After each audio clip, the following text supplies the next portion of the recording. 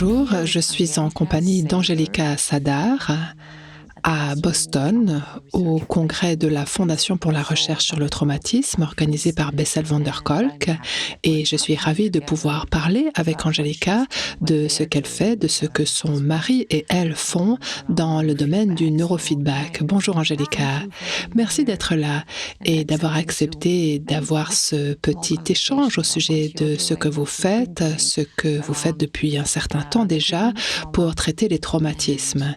Vous êtes donc une experte en neurofeedback.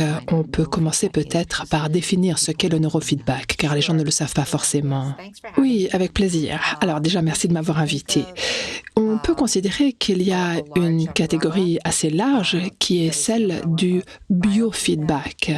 Et cette catégorie est constituée de différentes composantes. L'un de ces aspects, c'est l'étude des réactions de notre corps, par exemple notre rythme cardiaque. Et d'ailleurs, vous savez ce qu'est le biofeedback, étant donné que vous avez déjà pris votre température. Quand on prend sa température, on regarde le thermomètre, on se dit « Ah, j'ai 42 fièvres, je vais rester au lit, je vais dormir, je vais manger du bouillon de poulet et je me sentirai mieux. » Et ensuite, on reprend sa température et on se dit « Ah, là, je me sens mieux. Ce que j'ai fait a fonctionné. » Ça, c'est du biofeedback très lent.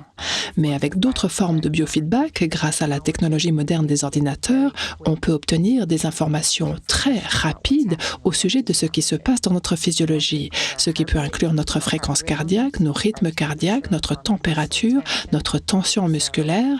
Par exemple, les personnes qui ont vécu des traumatismes sont très habituées à avoir besoin de se protéger et donc leurs muscles sont tendus. Elles ne respirent pas très bien parce que notre corps est en mode combat ou fuite dans une tentative de se protéger. Et une autre chose qui change, c'est qu'à terme, notre cerveau est modifié pour pouvoir rester dans un état d'hypervigilance constante. Donc, le neurofeedback est une forme de biofeedback qui nous permet d'obtenir des informations au sujet de ce que fait notre cerveau. Et une fois que nous avons ces informations, nous pouvons à terme apprendre à faire en sorte que notre cerveau fonctionne de façon plus efficace. Et dans le domaine du traumatisme, quel est le rôle joué par le neurofeedback? Quelle est sa place? Oui. Alors, si on imagine quelqu'un qui a besoin d'être dans un état d'hypervigilance, quelle qu'en soit la raison, que ce soit un bébé qui n'a pas reçu de soins et d'affection, et donc son cerveau n'a jamais appris à développer cette capacité à se calmer soi-même, d'accord? Ou alors, ça peut être un enfant qui, plus tard dans sa vie, a été exposé à des expériences traumatisantes, et même si son cerveau était à un certain moment bien régulé, maintenant, il apprend à se protéger lui-même. Et ce cerveau-là se retrouve bloqué dans ce mode. Et en neurofeedback, ce qui se passe, c'est que on nous branche à des capteurs qui lisent l'activité électrique dans notre cerveau et on voit une sorte de représentation symbolique de ce que notre cerveau fait. Et cette représentation symbolique, ça peut être par exemple une fusée en vol. Et si momentanément notre cerveau est juste un tout petit peu plus calme, la fusée va voler. Et ça, c'est quelque chose qu'on aime bien voir. Donc, quand on voit la fusée voler, le cerveau a envie d'apprendre à faire ça plus souvent. Et à terme, il va apprendre à produire davantage d'ondes cérébrales plus calmes. Et nous pouvons mesurer plein de choses différentes dans le cerveau et obtenir des informations au sujet de l'impact du traumatisme sur le cerveau. Mais au fil du temps, comme on apprend à faire du vélo ou à réciter l'alphabet en s'entraînant, si on s'entraîne à produire des ondes cérébrales plus calmes, à terme, le cerveau sera ensuite capable de les produire. Cela ne veut pas dire qu'on ne puisse pas être dans la vigilance ou la protection quand cela est nécessaire, mais on a aussi la possibilité d'être calme dans les moments où on n'a pas besoin d'être en état d'hypervigilance. Donc, ça aide vraiment le cerveau en le réentraînant à revenir à son fonctionnement normal. Oui, c'est comme de la kinésithérapie pour le cerveau, exactement. D'accord. Et est-ce que c'est suffisant en soi ou est-ce qu'il faut combiner le neurofeedback avec d'autres thérapies? Comment vous voyez ça?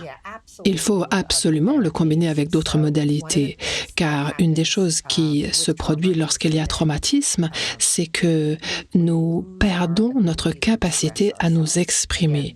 À nouveau, le corps, la physiologie, le cerveau, tout entre en mode combat ou fuite, c'est-à-dire en état de protection, de restriction. Et vous savez, vous aussi avez sûrement vécu cette expérience déjà, n'est-ce pas? Si, je ne sais pas, si tout à coup tous les livres tombent de l'étagère sans qu'on puisse même s'expliquer ce qui s'est passé, eh bien, lorsqu'il y a traumatisme, c'est justement ce genre-là d'expérience qui se passe et ça reste bloqué dans la personne et elle n'arrive pas à l'exprimer.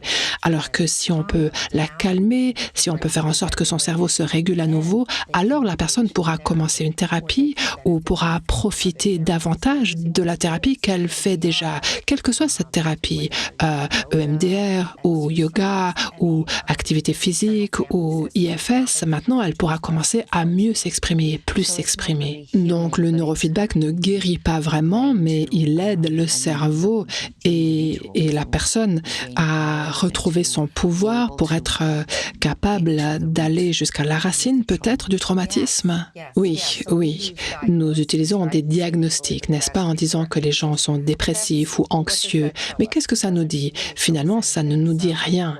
Alors ce qu'on cherche à faire, c'est exactement comme quand sur le plan physique, par exemple, quand on a mal au dos, cela ne veut pas forcément dire qu'on ait un problème de dos. Peut-être que c'est notre pied qui est cassé et on ne s'en est pas occupé. Donc, on cherche à accéder à ce qui se passe dans le cerveau pour que cette partie du cerveau puisse fonctionner correctement, être régulée. On utilise des termes comme activation, dans le sens où quand le cerveau doit s'activer, quand on a besoin de protection, il soit capable d'entrer en mode activation. Mais quand ce n'est pas nécessaire, comme par exemple en cet instant, ce devrait être une expérience chouette et calme et sympathique, donc on devrait être capable d'être détendu et se sentir en sécurité. Et ça, on peut le faire si notre cerveau nous laisse le faire. Mais si notre cerveau est tellement habitué à avoir besoin de rester en mode protection, alors on ne pourra pas être détendu dans un contexte aussi décontracté que celui-ci. Donc c'est vraiment indiqué pour les gens qui ont le sentiment d'être toujours en mode survie, par exemple.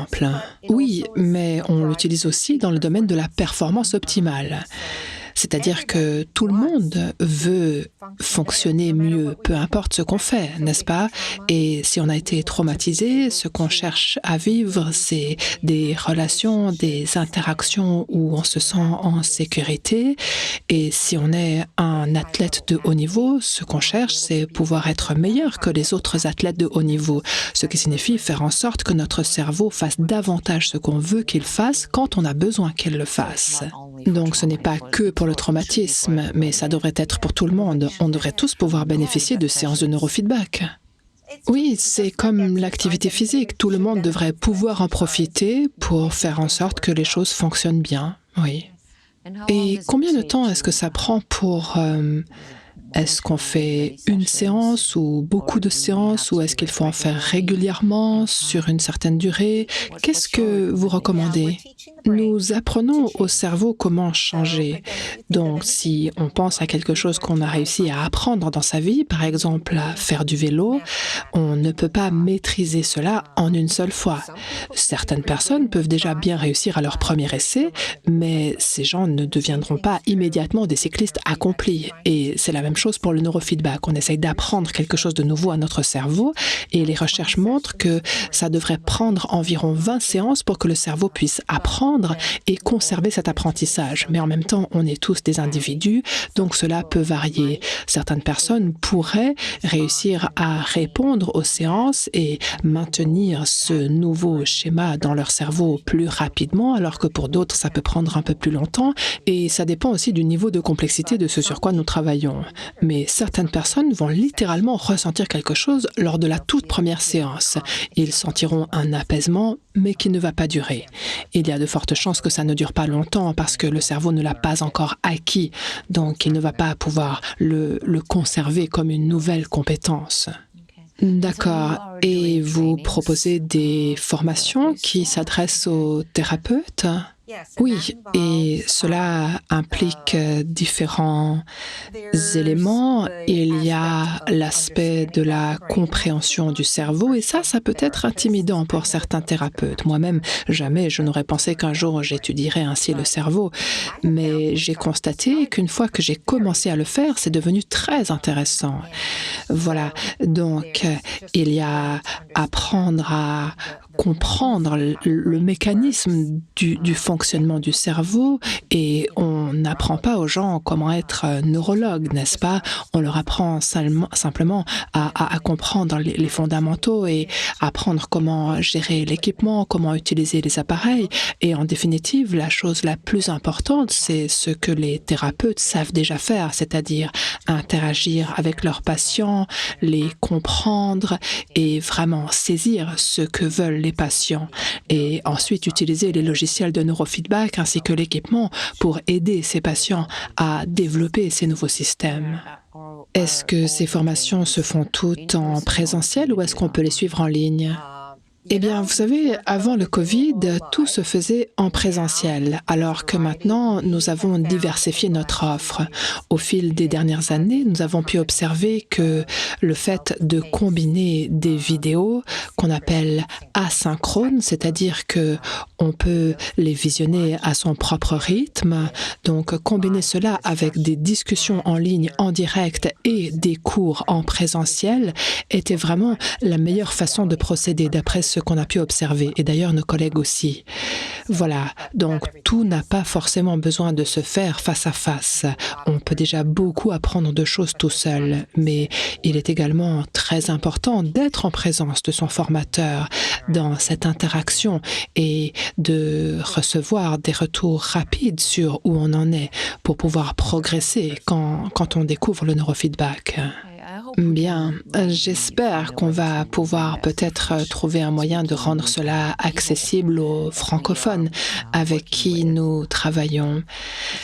Est-ce que vous souhaitez ajouter quelque chose pour conclure cette conversation ou est-ce qu'il y a quelque chose d'important que vous aimeriez que les gens sachent absolument après toutes vos années de travail dans le domaine du neurofeedback et du traumatisme? Eh bien, je pense que en tant que thérapeute, le neurofeedback peut vraiment faciliter les progrès des clients et des patients avec lesquels vous travaillez. Le retour que nous recevons très fréquemment des thérapeutes, c'est que cela les aide à se sentir moins épuisés parce que travailler avec des personnes traumatisées, c'est intense. Et même si je ne pense pas que ça rende le travail moins intense quand on utilise le neurofeedback, néanmoins, on voit les progrès des patients. Et ça, c'est très gratifiant. Et ça nous permet de voir plus de patients étant donné qu'on est moins épuisé. Ça, c'est un retour qu'on entend aussi fréquemment. On nous dit que le taux de patients qui ne viennent pas au rendez-vous diminue du point de vue du praticien. Vous savez, c'est une perte de revenus si la personne ne vient pas au rendez-vous. Donc ça, c'est moins fréquent parce que pour le patient lui-même, l'effet bénéfique, c'est aussi le fait qu'il se voit lui-même changer et il n'a plus besoin de répéter les mêmes expériences traumatiques et il peut accéder au langage, ce qui l'aide à progresser comme il aimerait le faire dans sa vie. Donc voilà, ça a été très, très gratifiant. C'est pour ça qu'on continue à faire ce qu'on fait. C'est pour ça que, vous savez, nous nous consacrons entièrement à aider les gens à apprendre le neurofeedback parce que c'est quelque chose qui a complètement changé la donne pour nous, pour nos patients et pour nous. Merci. Et j'ai entendu Bessel van der Kolk dire que ça devrait être obligatoire de faire quelques séances de neurofeedback, étant donné que ça contribue vraiment à soigner les traumatismes. Donc, merci. Oui, merci beaucoup à vous et j'espère que nous allons pouvoir vous aider à apporter cela aux francophones. Ce serait un très grand plaisir. Merci.